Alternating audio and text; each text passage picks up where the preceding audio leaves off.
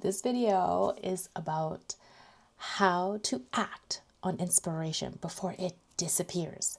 Most creative dreams don't die because the person lacks talent. It dies because the moment that inspiration arrives, there's nobody there to pick up the phone. The book idea gets postponed, the song gets left in voice notes, and the workshop never gets taught to the people that are waiting for it to be made. The creative dream stays trapped in your head for another year, another month, another week, who knows how long. I've noticed this with so many creative people that I have been working with. They're very busy, they're very capable, and they're full of ideas. They're waiting for the perfect moment to just begin. The problem is that creativity rarely arrives when life feels perfectly organized, let's say. It usually arrives in the middle of real life.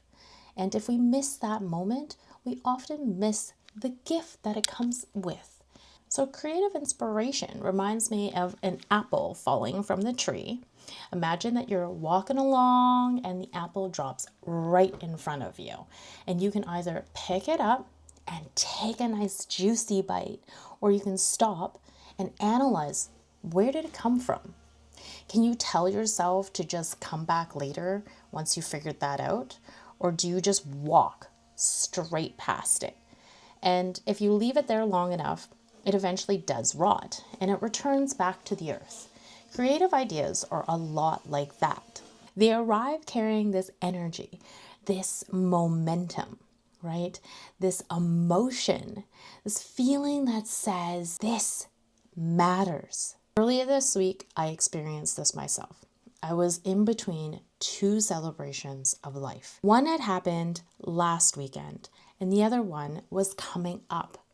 I came home from work and I was carrying this feeling, this reflection of like gratitude and like deep, deep emotion. Everyone in the house was suddenly asleep way earlier than usual. And I could have gone to bed, but instead I wrote a song. The song brought me to absolute tears, and it really helped me process what was happening, what was emerging from inside of me, what I was feeling. It became something that I could share with my friends and my families, and it started to move people deeply as I stepped into this visibility. Looking back, I don't think that this song would have existed if I waited for a better time. It was like the apple fell and it bonked me on the head and I picked it up. The lesson isn't that you need more discipline. It isn't that you need more time or more talent even.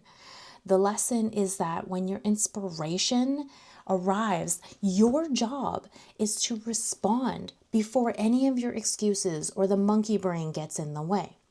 Most people are waiting for more time. They're waiting for more confidence. They're waiting for more clarity. This is where I usually get stuck, or less fear. But creativity rarely works that way. The opportunity often arrives first, and then the confidence comes later. If there's a book that you've been meaning to write, a song that you've been wanting to record, even a workshop that you've been wanting to teach, or a creative dream that just is sitting quietly in the background but won't leave you alone. Don't wait until you feel completely ready. Because the reward isn't finishing the thing, the reward is becoming someone who trusts themselves enough to act when the inspiration is calling on the phone.